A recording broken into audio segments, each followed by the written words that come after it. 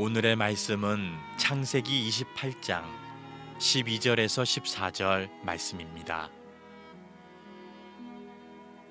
꿈에 본즉 사닥다리가 땅 위에 서 있는데 그 꼭대기가 하늘에 닿았고, 또 본즉 하나님의 사자들이 그 위에서 오르락내리락 하고, 또 본즉 여호와께서 그 위에 서서 이르시되, 나는 여호와니 너의 조부 아브라함의 하나님이요 이삭의 하나님이라. 내가 누워있는 땅을 내가 너와 내 자손에게 주리니 내 자손이 땅의 티끌같이 되어 내가 서쪽과 동쪽과 북쪽과 남쪽으로 퍼져나갈지며, 땅의 모든 족속이 너와 내 자손으로 말미암아 복을 받으리라. 아멘. 코로나19로 인한 많은 이야깃거리들이 매일같이 생산이 되고 있는데, 인도에서 최근에 이 코로나로 인해서 전 국민의 존경을 받는 한 인물이 있습니다. 소누 수드라고 하는 사람인데 배우입니다. 아마 영화를 보신 분은 알겠지만 쿵푸 요가라는 영화에서 성룡과 함께 출연을 했던 배우이기도 합니다. 굉장한 연기파 배우고 인도에서는 유명한 분입니다.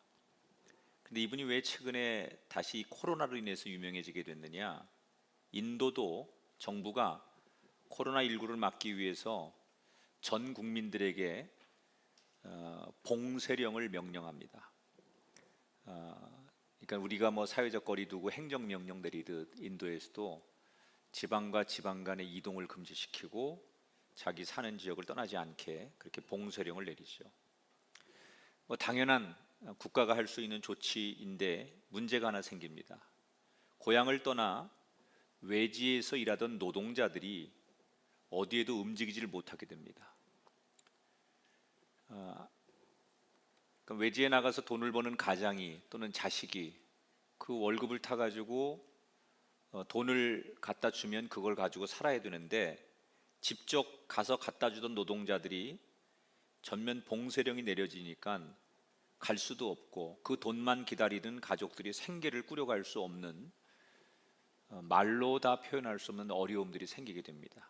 그래서 노동자들이 어떻게 하냐면 수백 킬로미터 떨어진 그것을 걸어가는 거예요. 근데 인도가 최근에 굉장히 덥습니다. 그러다 보니까 걷다가 탈진해서 죽는 사람들이 계속 나오는 거예요. 이 숫자가 100명을 넘는데 인도 정부가 이러지도 저러지도 못합니다. 이때 소누 누드라고 하는 이 배우가 안타까운 소식을 듣고 자신의 사비를 털어서 수백 대 버스를 구입하고 노동자들을 태워서 그들을 가족들이 있는 고향에 가게 합니다. 근데 그 숫자가 12,000명을 넘어섰어요. 뿐만 아니라 자신이 소유한 숙박시설을 의료진들에게 전면 통째로 내주게 됩니다.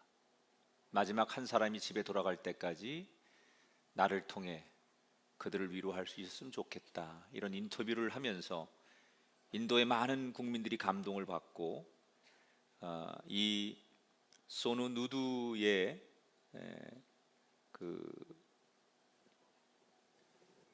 마음을 칭송하는 패러디물들이 곳곳에서 생겨나고 있습니다.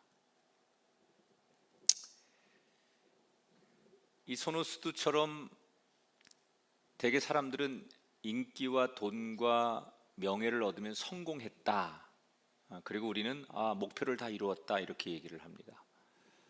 그러나 바라는 것을 얻었다고 해서 그걸 성공이라고 말할 수는 없습니다.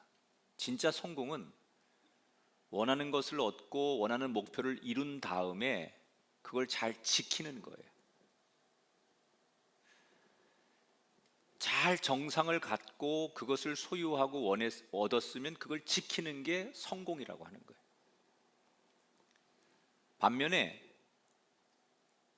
어떤 사람이 아주 어려운 일을 만나고 지금 자기의 계획대로 일이 안 돼서 소위 실패와 절망을 거듭하고 있는 인생이 있는데, 그런 사람을 가리켜서 망했다, 나는 틀렸다, 이렇게 얘기합니다. 그러나 그건 망한 게 아닙니다. 진짜 망한 건 그렇게 어려움이 왔는데 어려움을 잘 수습하고 대처해서 다시 일어나지 못하고 있으면 그걸 망했다고 하는 거예요. 무슨 얘기를 하려고 하느냐? 우리가 어떤 사건, 좋은 일이든 안 좋은 일이든 우리에게 무슨 일들이 생기면 좋은 일을 만났기 때문에 이 사람은 행복한 거고 성공한 거고, 안 좋은 일을 만났기 때문에 불행하고 망한 게 아니라 그 사건이 일어난 이후에 그 사건을 어떻게 대처하느냐가 성공과 실패를 결정하게 된다는 거예요. 어떤 사람은 한동안 잘 올라갔다가 마지막에 보니까 바닥으로 떨어진 사람도 있고요. 어떤 사람은 한동안 너무 어려웠지만 그 어려움을 딛고 결국 일어선 사람이 있어요. 결국 지금 우리가 만나는 사건이 결국 우리의 인생의 성공과 실패를 결정하게 된다. 그래서 우리는 오늘 제가 이런 설교 제목을 한번 써봤어요. 사건, 그 이유가 중요하다. 오늘 창세기 28장의 말씀이 바로 그런 내용인데요. 에서와 야곱의 얘기예요. 지난 시간에 이삭의 두 아들 에서와 야곱이 장자권을 놓고 치열하게 신경전과 싸움을 하다가 야곱이 이기는 이야기를 소개해 드렸어요. 장남인 에서가 얼마나 억울하고 분한지 견딜 수가 없는 거예요. 그래서 그 동생에 대한 분노를 뭐라고 표현하느냐? 너 이놈, 아버지만 돌아가시면 내가 반드시 너를 죽이리라. 그리고 나한테 뺏어간 장자권을 다시 내가 되찾아오겠다. 그런데 하도 이 분노를 많이 표출하니까 주변 사람들이 다 아는 거예요. 가장 걱정하는 사람이 누구냐? 어머니 리브가예요. 자기 첫째 아들 성격상 이 에서가 그러고도 남을 다혈질이라는 걸 알기도 하고, 잘못하면 둘째 아들 사랑하는 야곱도 잃을 판이에요. 이대로 두었다간 큰일 날 것 같으니까 어머니 리브가가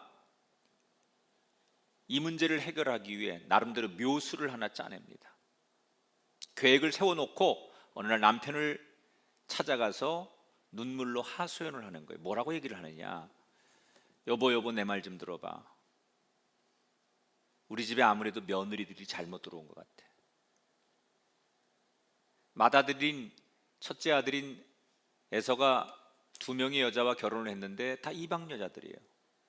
그래서 이 리브가가 하는 얘기가, 사람이 잘못 들어와서 우리 집안이 이렇게 날마다 풍파가 많고, 특별히 시아버지 때부터 지켜왔던, 아브라함 때부터 지켜왔던 신앙과 믿음을 이어가지 못하고 이 며느리들이 우상을 섬기고 엉뚱한 짓 하고, 그러니까 우리 가정이 행복할 리가 없는 거 아니냐.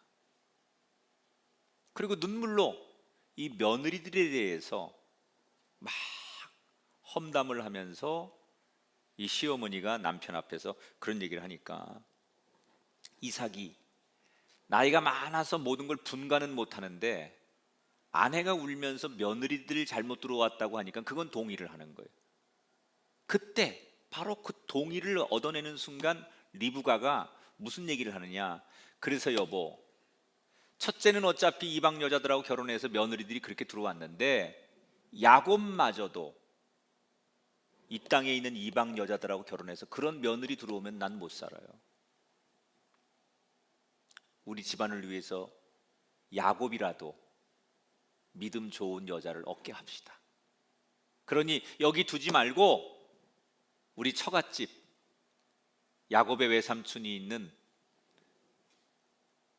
라반이 있는 곳으로, 하란으로 보내서 거기서 믿음 좋은 여자를 만나게 합시다. 이렇게 얘기를 해요. 그러니까 이삭이 좋은 생각이라고.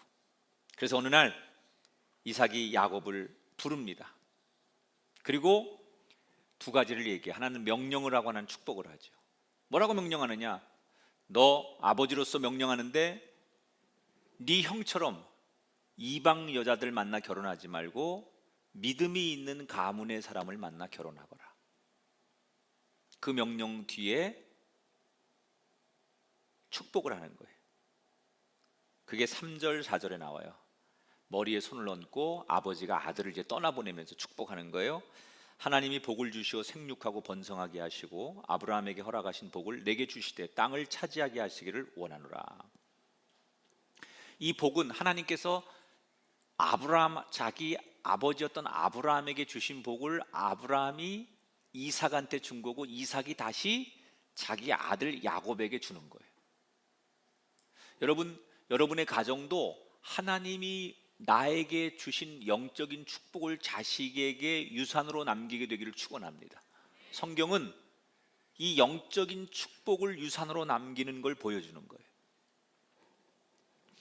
자, 이게 굉장히 여러분 중요한 의미가 있습니다. 어떤 의미가 있냐면 이삭은 자기의 장자권을 원래 자기 계획과 자기 생각으로는 야곱보다는 맏아들인 에서에게 주고 싶었어.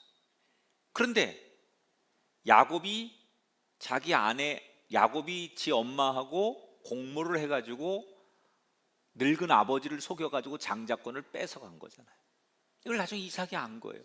그래서 화도 나고 섭섭하고 분노하고 그런 게 이삭에게 있었어요. 그런데 그럼에도 불구하고 내 뜻대로 안 되었을지라도 지나고 보니까 이게 하나님의 뜻이구나 라면 그것을 기꺼이 따를 줄 아는 넉넉함, 그게 이 이삭의 매력이라는 거예요. 저력이죠, 저력. 내가 계획하고 내가 생각하고 내가 옳다고 주장해서 쭉 밀고 가다가 안 됐어요. 그런데 돌아보니까 그래, 이거보단 이게 하나님 뜻이었구나 라는 것을 알면 그걸 인정하고 그것을 받아들이고 수용할 줄 아는 저력이 있는 사람이 이삭이었다는 거예요. 뭐가 다르죠? 내 계획대로 내 생각대로 안 되었기 때문에 계속 저항하는 게 아니라 내 생각을 내려놓고 하나님의 생각을 동의하는 거예요. 우리가 살다 보면 내가 그렇게 기도하고 하나님 앞에 소원하고 또 오랫동안 잘 준비했던 일들이 과정과 결과에서 우리가 생각한 대로 되지 않을 때가 있어요. 그래서 우리는 원망하죠. 내가 그렇게 기도했는데, 내가 그렇게 오랫동안 준비했는데 왜 내가 생각하고 내가 구한 대로 되지 않을까 섭섭하고 힘들고 원망을 하게 돼 있어요.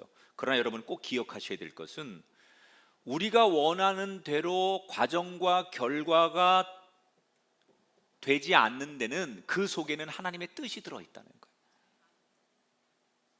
그러니까 꼭 내가 기도하고 내가 생각한 대로 해야만 이게 하나님이 진정 원하는 것이냐? 아니라는 거예요.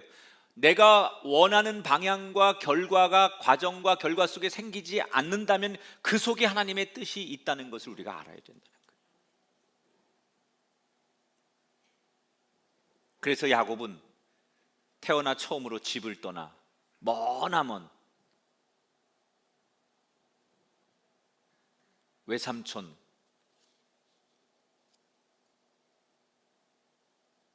외가댁으로 떠나게 돼요.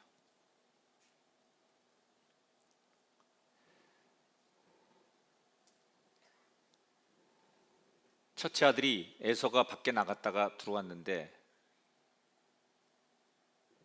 야곱이 아버지 축복을 받고 외삼촌 댁으로 떠나버렸다는 얘기를 듣게 돼요. 이때 에서가 굉장히 분노하죠.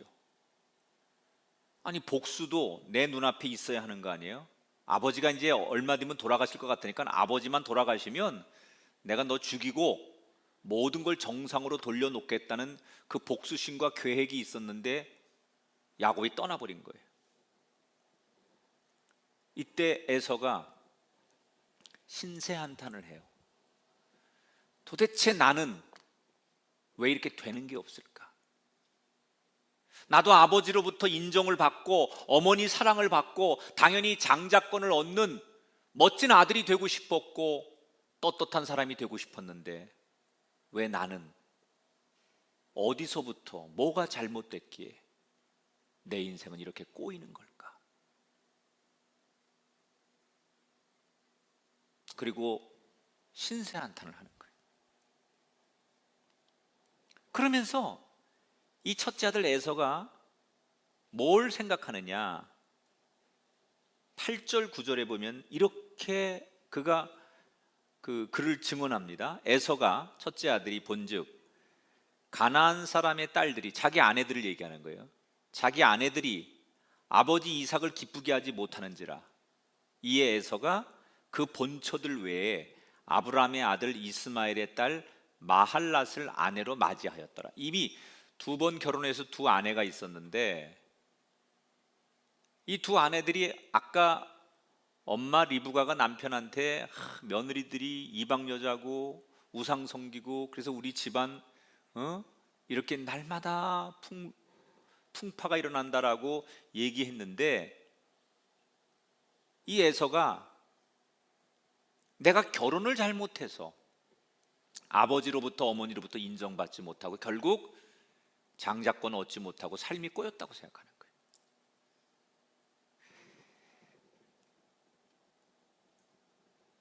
이 에서 같은 인생관을 가지면 참 힘듭니다.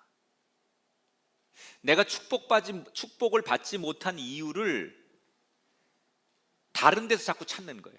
남의 탓하는 거죠. 그래서 되게 어떤 못난 남자들은 아내 탓합니다. 못난 여자들이 남편 탓합니다. 내가 이렇게 불행한 것은, 내가 이렇게 고생하는 것은 당신 때문이야. 당신하고 결혼해서 당신이 뭐 해서 내가 당신 때문에 이렇게 어려움을 당하는 거야. 늘 자기의 부족함을 돌아보지 않고 자기가 패배하고 어려움을 당하는 것을 남이 탓하는 거예요. 아닙니다. 성숙한 사람은 내가 실패를 하고 어려움을 만나면 남이 탓하는 게 아니라 자기를 성찰하는 거예요. 내가 뭐가 부족했을까? 그렇지, 내가 너무 교만했지. 그때 내가 너무 열정이 없었지. 철이 없었지. 내가 왜 이런 어려움과 고난과 실패를 당하는지 누구 때문에 탓하는 인생이 아니라 자기를 성찰하고 자기를 돌아보면서 하나님 앞에 겸손히 회개하는 사람. 그런데 지금 이 에서는 내 인생이 어디서부터 왜 꼬였을까? 이걸 고민하면서 찾아낸 결론이 뭐예요? 내가 결혼 잘못해서 이런 거다. 그래서 아버지에게 인정받으려면 지금이라도 아버지가 좋아하는 여자와 결혼해야 되겠다고 해서 3번째 부인을 얻는 거예요. 그러니까 지금 이 에서라고 하는 인물을 가만히 이렇게 관찰해 보면 그 맏아들 컴플렉스라 그럴까요? 장남의 증후군 같은 게 있는 거예요. 아버지에게 인정받아야 된다는 강박관념. 되게 우리나라도 이 문화권이 마지들이 갖는 그런 상처가 또 있어요. 그래서 내가 아마 여기도 이렇게 좀 세대가 되신 분들은 그런 거 강한 분들이 많아요. 맞이니까 집안에서 내가 뭘 희생해야 되고 동생들을 어떻게 해야 되고 이런 그게 강한 사람들이 있습니다. 제가 맏아들이라 그거 알거든요. 근데 그것도 마음의 그 일종의 상처입니다. 그러니까 에서가 딱 그런 증상이 보이는 거예요. 아버지에게 인정받고 싶어서 아버지가 좋아하는 여자를 며느리로 지금이라도 얻어야 되겠다.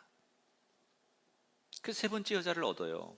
그런데 결과는 아버지에게 인정을 못 받아요. 왜 그렇게 되었을까? 이유는 간단해요. 아까 말한 대로 결혼이 문제고 누가 문제가 아니라 자기를 돌아봐야 되는데 내가 진실하지 못했고 내가 정말 어디서부터 뭔가 내 마음의 자세가 하나님 앞에 잘못됐다는 것을 내 속사람이 변해야 되는데, 겉으로 아내 하나 정도 이렇게 데려다 놓으면 모든 게 바뀔 거라고 생각하는 거예요.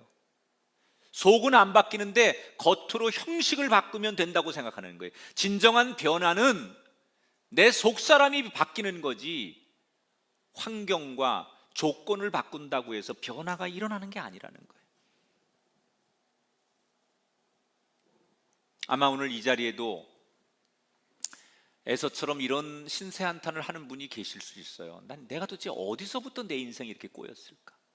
지금의 이런 어려움과 실패를 계속 당하고 있으면서 도대체 내가 어디서부터 내 인생이 꼬여서 이렇게 힘든 시절을 보내고 있는가, 이렇게 돌아보면서 중얼거리는 분들이 있다라고 하면, 여러분 꼭 오늘 이 말씀을 기억하세요.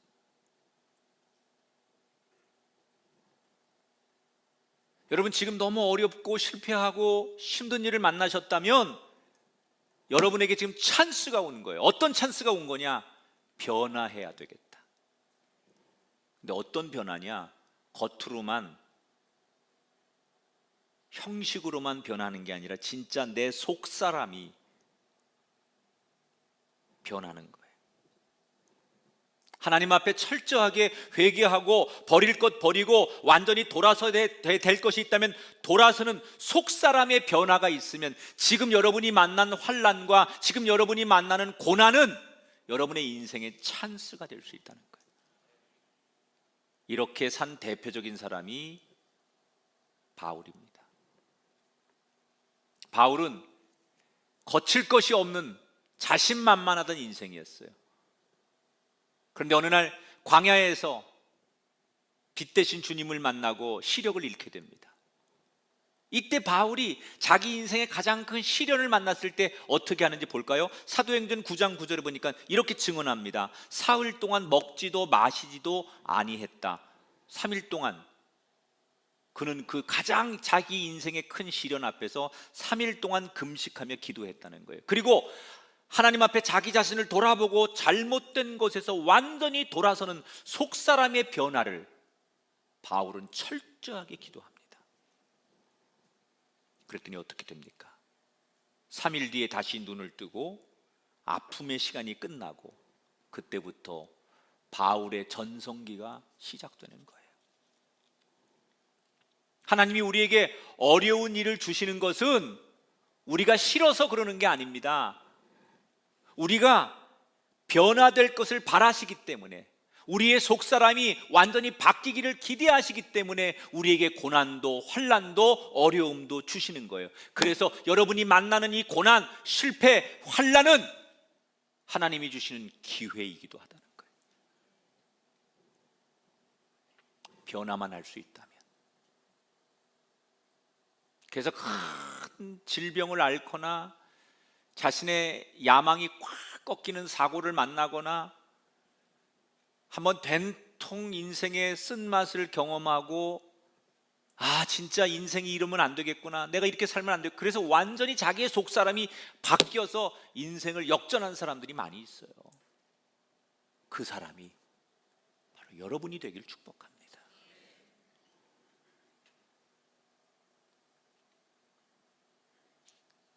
야곱은 이제 아버지로부터 축복을 받고 큰 절을 올리고 집을 떠나요. 근데 발걸음이 떨어지지 않는 거예요. 연로하신 아버지를 두고 자기 하나만 사랑하고 자기를 위해 모든 걸 희생했던 어머니를 두고 자기 혼자 떠나니까 발걸음이 떨어지지 않아요. 아버지도 울고 엄마도 울고 야곱도 펑펑 울며 길을 떠납니다. 어머니가 재촉하죠. 네 형 들어오기 전에 빨리 가야 된다. 떠밀리다시피 울며 아버지 어머니를 뒤로하고 길을 떠나는 야곱. 뒤를 힐끔힐끔 쳐다보며 혹시라도 뒤늦게 형이 자기를 쫓아오지 않을까 두려움을 가지고 발걸음을 재촉합니다. 얼마를 달려갔는지 자기가 떠난 곳에서 부엘세바에서 떠나는데 오늘 성경에 보니까 자기 할아버지가 가나안에 와가지고 제일 먼저 제단을 쌓았던 베델까지 도착을 해요. 부엘세바에서 베델까지는 거리로 한 100km 정도 됩니다. 그러니까 정신없이 형으로부터 벗어나기 위해 달려갔다는 얘기예요. 그리고 이 정도면 형이 더 이상 쫓아올 수 없겠지라고 안도의 한숨을 쉬며 그 자리에 털푸덕 주저앉습니다. 근데 이렇게 보니까 벌써 해가 뉘어뉘어지고 밤이 돼가기 시작하는 거예요. 중동 지역은 춥습니다. 일교차가 심하기 때문에 밤에는 굉장히 춥고 이 광야 같은 곳은 도적대들과 맹수들이 존재합니다. 그런데 어디 오갈 데가 없는 거예요. 그래서 난생 처음 집이 아닌 광야에서 옆에 돌 하나를 베개 삼아 누웠습니다. 당연히 잠이 들지 않죠. 그 환경에서 어떻게 잠이 들어요? 그 심란한 거예요, 야곱이. 그래서 밤새도록 뒤척이는 거예요. 그 밤새도록 뒤척이면서 이 야곱의 머릿속에 영화 필름처럼 자기가 살아온 인생의 시간이 쭉 지나가는데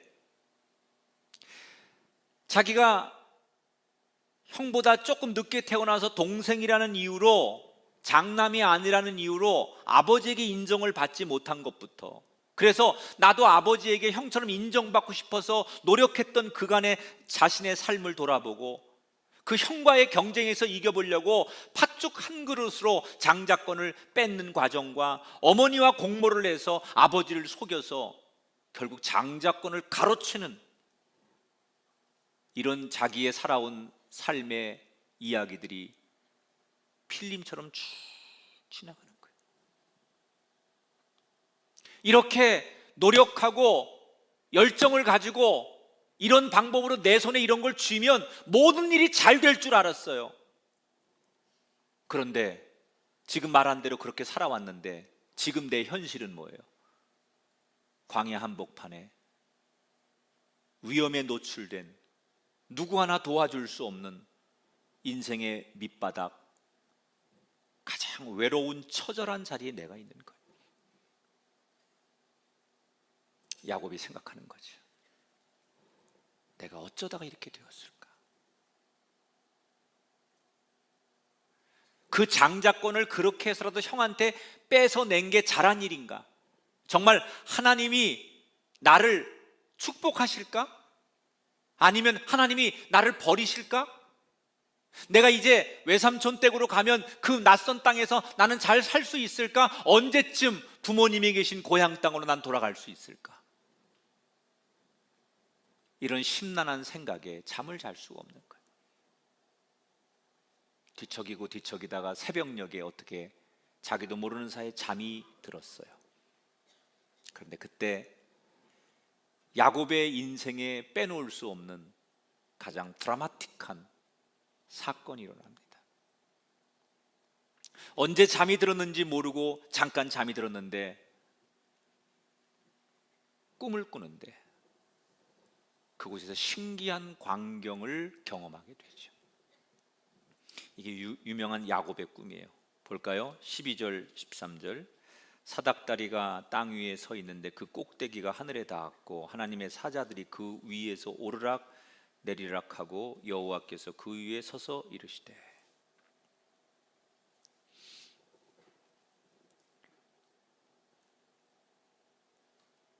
하나님이 야곱을 찾아오셨어요.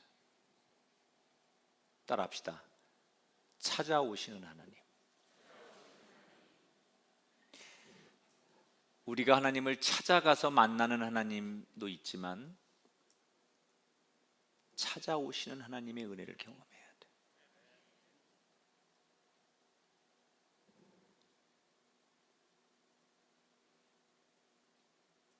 근데 언제 찾아오세요?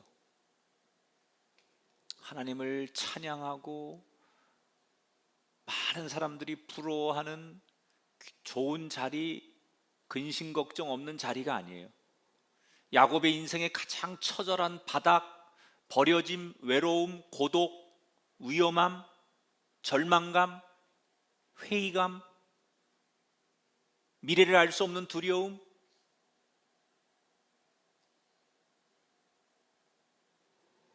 그 한복판에 찾아오신 거예요.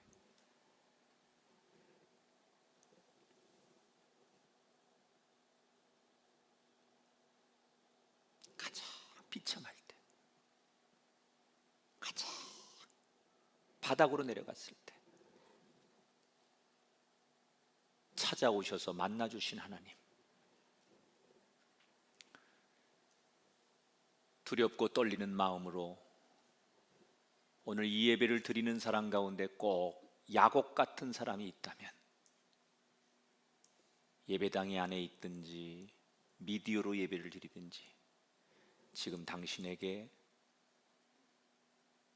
찾아오신 하나님의 은혜가 있기를 축복합니다.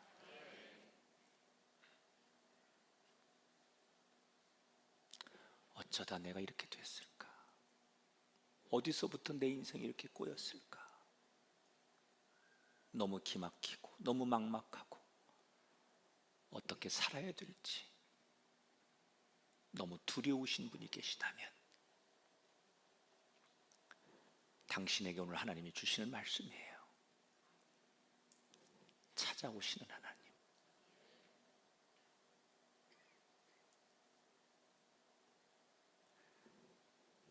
야곱을 찾아오세요.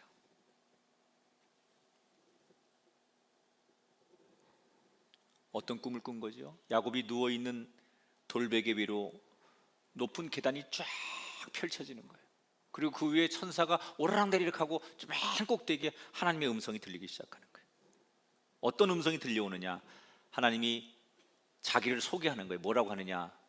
나는 내 할아버지 아브라함의 하나님, 내 아버지 이삭의 하나님, 이렇게 하나님이 자기를 소개했어요. 잘 들으세요, 여러분. 이 얘기를 잘 들어야 돼요. 다시 얘기할게요. 지금 하나님이 찾아오셔서 자기를 소개하는 거예요. 나는 네 할아버지 아브라함의 하나님, 네 아버지 이삭의 하나님이다. 여러분, 굉장히 중요한 거예요. 이 당시에 아브라함 할아버지는 돌아가셨고 아버지는 살아 있었죠. 이건 뭘 말하는 거냐? 산자와 죽은 자의 하나님을 말하는 거예요. 하나님은 살아있는 자에게도 하나님이시고 죽은 자에게도 하나님이십니다. 그런데 이 이름에서 보세요. 네 할아버지 아브라함의 하나님, 네 아버지 이삭의 하나님이다 라고 그 다음에 누구 이름을 부르냐에 따라서 결정되는 거예요. 소위 장자권의 축복, 하나님의 축복을 하나님이 어떻게 부르느냐에 따라서 결정되는 거예요. 만약에 하나님께서 나는 아브라함의 하나님이고 네 아버지 이삭의 하나님이고 그 다음에 네 형 에서의 하나님이다 그러면 그가 그렇게 평생 얻고 싶었던 하나님의 장자권의 축복은 내 것이 아닌 거예요. 그래서 하나님 뭐라고 말해요? 너 야곱의 하나님이다 이렇게 불러주세요.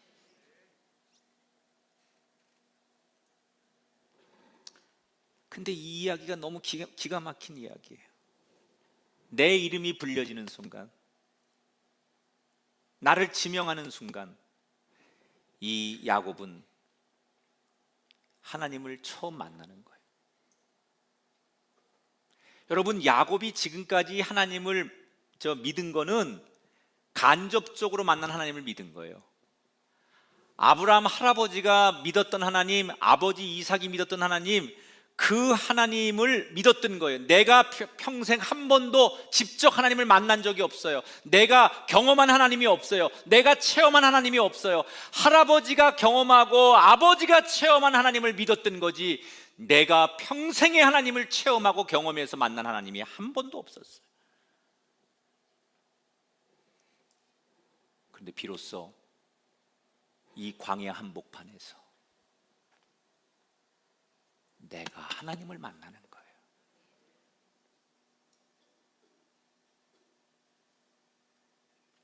이때부터 야곱은 하나님께 쓰임을 받는 거예요. 우리가 하나님 앞에 언제 쓰임 받느냐? 교회 오래됐다고 되는 게 아니에요. 내가 만난 하나님이 있어야 돼요. 목사님이 만난 하나님, 어느 장로님이 만난 하나님, 우리 어머니가 기도해 주셔서 우리 어머니가 만난 하나님으로 믿는 하나님이 아니라 내가 체험하고 내가 경험하고 내가 만난 하나님, 날 찾아오셔서 내가 거부할 수 없는 하나님, 내가 몸소 온 몸으로 인격으로 만났기 때문에 내 머리에 총칼을 대고 예수 부인할 수 있냐고 물어도 내가 죽으면 죽으리라 주님 부인할 수 없습니다. 왜? 내가 만난 하나님이기 때문에. 이게 체험의 하나님인 거예요. 이게 없으면 목사가 하나님을 이렇게 자기가 만난 하나님이 없이 남이 만난 하나님 이야기만으로 신학을 하고 목회를 하면 그 목회가 죽을 때까지 그 십자가가 자기에게 고통이에요. 내가 만난 하나님이 없이 교회에서 봉사하고 예배하고 찬양하고 헌신하는 분들, 이건 고통입니다. 그래서 오래 못 갑니다. 감정으로 하는 거니까. 그러나 내가 만난 하나님, 내가 체험한 하나님이 있으면 아무리 고통과 아무리 어려움과 아무리 어떤 환난이 있어도 괜찮습니다. 왜? 부인할 수 없는 살아계신 하나님을 내가 경험했기 때문에. 한번 따라하세요. 하나님을 만날 때 비로소 쓰임을 받는다. 아멘. 왜 우리가 하나님 앞에 쓰임받지 못하느냐? 하나님을 안 믿는 게 아니에요. 믿어요. 그런데 어떤 하나님을 믿느냐? 내가 만난 하나님이 아니라 우리 부모님이 만난 하나님.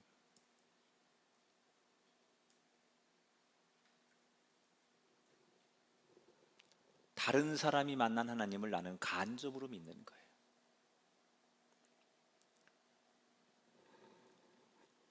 하나님을 만나기를 소망하시고 나의 하나님으로 체험되기를 주의 이름으로 축원합니다.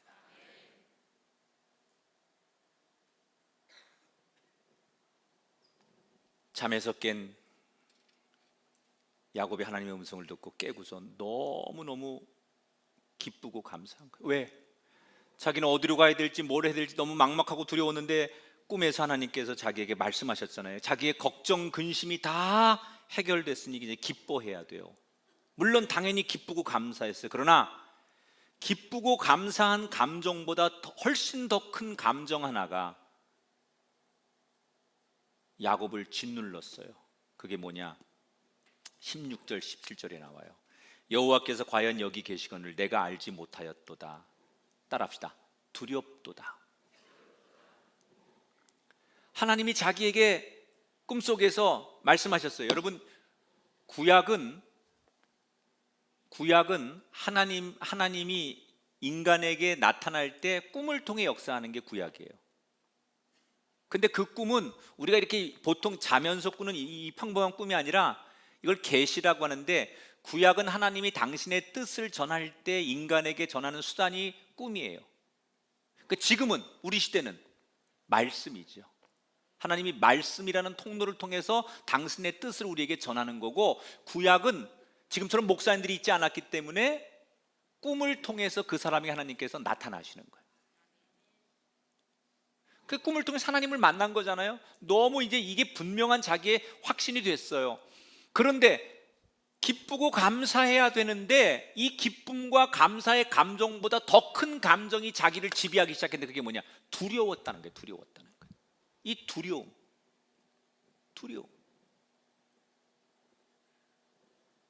여러분, 하나님 때문에 하나님을 두려워하신 적이 있어요? 만나고 나서? 전 있어요. 언제냐면 제가 개척교회 때 조그만 예배당에서 교인들이 없을 때 스스로 제가 주눅이 드는 거예요. 저는 내 감리교 목회자가 되었지만 우리 집에 예수 믿는 사람 하나도 없고 목회자도 없고, 나는 이 교단이라는 곳 속에 들어와서 누구 하나 비빌 데가 없는, 그래서 스스로 내가 나 같은 사람이 이런 척박한 곳에 와서 고아 같은 사람 아닙니까? 예수 안 믿는 가정에서 내가 1호 교인이 되고 1호 목사가 돼서 하는데 역시 현실의 벽은 너무 높은 거예요. 그래서 아무리 내가 개척을 열심히 하고 아무리 내가 노력해도 이 교회가 안 된다는 걸 느끼면서 하나님을 원망하고 철야기도 하다가 잠이 들었을 때 하나님께서 우리 교회 예배당에 천사들이 예수님과 함께 꽉 들어차 있는 꿈으로 그 새벽에 저를 만나 주셨어요. 제가 꿈을 깨고 나서 그 새벽에 말을 못했어요. 왜? 거룩하신 하나님이 날 찾아오셨는데 나 같은 사람을 기억하고 계시구나. 아무도 내 이름 석자를 기억하지 않고 아무도 내 이름 석자를 존중하지 않던 시대에 나 같은 사람을 기억하시고 내 이름을 부르며 내가 너를 사랑한단다. 이 예배당에 내가 다 하는 날까지 천사들과 함께 이 예배당에 너와 함께 있을 것이다. 이 하나님의 음성을 제가 듣고 나 같은 사람에게 찾아오시고 나 같은 사람을 기억해 주신 그 하나님을 생각하니까 두려운 거예요. 하나님이 감사를 넘어서 그 하나님을 경외하는 게 너무 두려운 거예요. 그래서 아무 말도 못하고 그 새벽에 눈이 퉁퉁 붓도록 그 강대상에서 울기만 했던 적이 있었어요.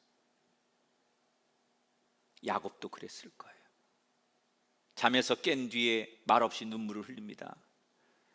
그리고 비상으로 갖고 왔던 기름 한 병을 꺼내서 자기가 베개 삼아 잠을 잤던 돌베개에 기름을 붓고 엄숙하게 종교적 맹세를 하는 거예요. 뭐라고요? 하나님께서 나한테 말씀하신 대로 나를 다시 이곳에 돌아오게 하시면 내가 영원히 주님을 섬길 것이고 모든 소득의 10분의 1을 하나님께 드리며 살겠습니다. 하나님을 향한 두려움이 야곱의 심령을 가득 채우자 지금까지 그 야곱을 그렇게 사로잡던 절망과 낙심과 세상을 향한 두려움이 사라져 버렸어요. 그 전날 밤만 해도, 하나님을 만나기 전만 해도 내가 어디서부터 내 인생이 꼬인 거고 나는 어디로 가야 되고 누구를 의지해야 되고 뭘 먹고 살아야 되고 앞으로 내 인생은 어떻게 돼야 될지 너무나 많은 세상에 대한 두려움과 걱정으로 잠을 한숨도 못 잤던 그가 하나님이 주시는 두려운 마음을 품었을 때, 하나님 주시는 경외의 마음을 품었을 때 이 두려움이 세상 두려움을 잡아먹기 시작했다는 거예요. 하나님을 두려워하십시오. 그때 세상의 두려움, 세상의 근심, 세상의 염려가 사라질 줄 믿습니다. 저는 성경에 참 지금 창세기 28장 읽으면서 너무 이 성경이 감사한 거예요. 만약에 오늘 이 성경 구절에 하나님을 만나서 이 야곱의 마음속에 하나님이 자기를 찾아와 주시고 만나준 거에서 너무 기뻐서 감사합니다 그리고 찬양하고 기뻐하고 촐싹거렸다 이렇게 써 있는 것보다는 이 성경이 뭐라고 증언해요? 하나님을 두려워했다.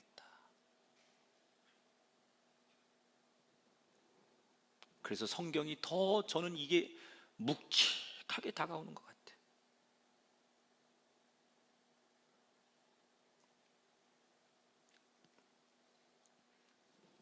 일이 잘 되고 여러분 성공하고 인생의 순풍이 막 올 때 나는 다 잘 돼, 나는 좋아 이렇게 춤출 일이 아니라는 거예요. 그 뒤에 계신 하나님을 여전히 두려워할 줄 알아야 된다는 거예요. 이걸 잘한 사람이 다윗이에요. 여러분, 다윗이 사울과 모든 원수들이 죽고 드디어 왕이 됐어요. 너무너무 기뻐하는 그 순간, 기쁨 대신 그가 하나님을 두려워하며 떨림으로 고백한 내용이 시편 18편 1절이에요. 나의 힘이 되신 여호와여, 내가 주를 사랑하나이다. 이런 마음이 있었기 때문에 하나님께서 다윗을 합한 자라 여기신 거예요. 여러분, 언젠가 하나님이 저와 여러분의 인생에 좋은 날을 주실 거예요. 그때 야곱처럼 다윗처럼 하나님 한 분을 주목하고 그분을 바라보면 어찌 그분이 두렵지 않겠어요? 두려움과 떨림으로 하나님을 사모하십시오. 그때 비로소 세상이 두렵지 않은 사람이 될 줄 믿습니다. 두 가지를 기억하세요. 어려움과 역경과 실패를 만나셨다면 그 어려움과 실패 뒤에 대처가 중요합니다. 힘들어하지 마세요. 우울해하지 마세요. 나를 바꿀 기회예요. 변화하면 하나님이 새 길을 열어주십니다. 잘 됐습니까? 성공하셨습니까? 순풍을 만나셨습니까? 기쁨에 도취되지 마시고 하나님을 더욱더 두려워하십시오.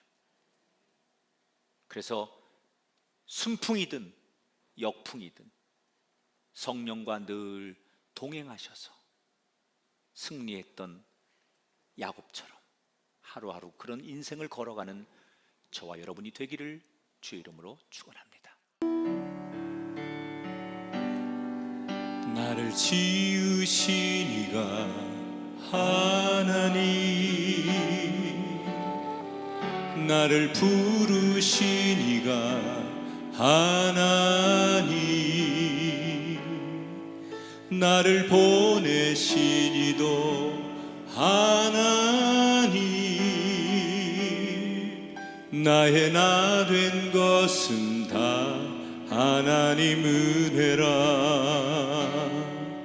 나의 달려갈 길 다가도록, 나의 마지막 호흡 다하도록 나로 그 십자가 품게 하시니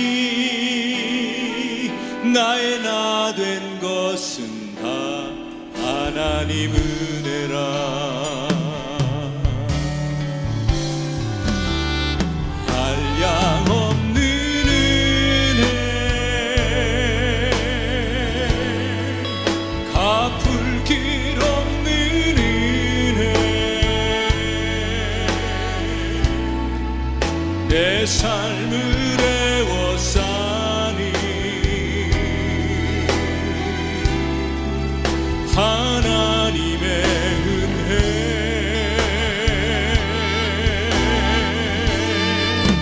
나 주저함 없이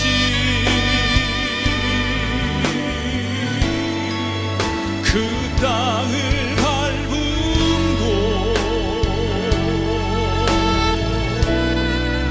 나를 붙드시는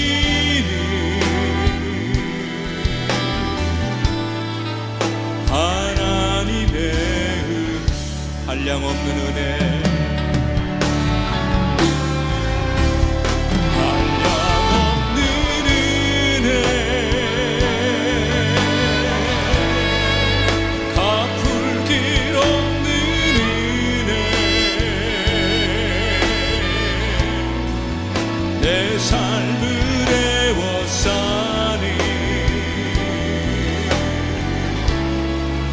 하나님의 우리 두 손 높이 드시고 나 주저함 없이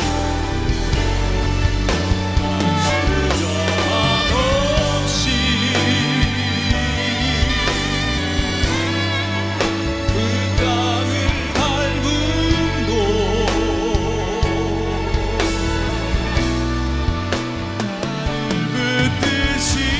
붙드시는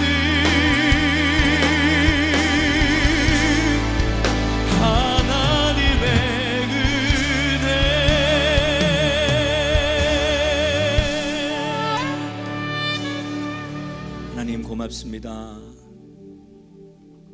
연약한 저희를 위해 성령을 보내주시고 보혜사 성령님 우리를 인도해 주신 것을 감사합니다. 나는 아무것도 아닙니다. 성령이 이끄는 대로 살아가는 우리 되게 하옵소서. 순풍도 역풍도 문제가 되지 않습니다. 하나님을 기억하는 것이 가장 중요함을 잊지 않게 하옵소서. 이제는 우리 주 예수 그리스도의 은혜와 하나님 아버지의 극진하신 사랑하심과 성령님의 감화 감동 역사하심이 마음과 뜻과 정성을 다하여 예배하며 예물 드리고 거룩한 믿음의 사람으로 살기를 원하는 백성들 머리머리 위에 영원토록 함께하기를 축원하옵나이다.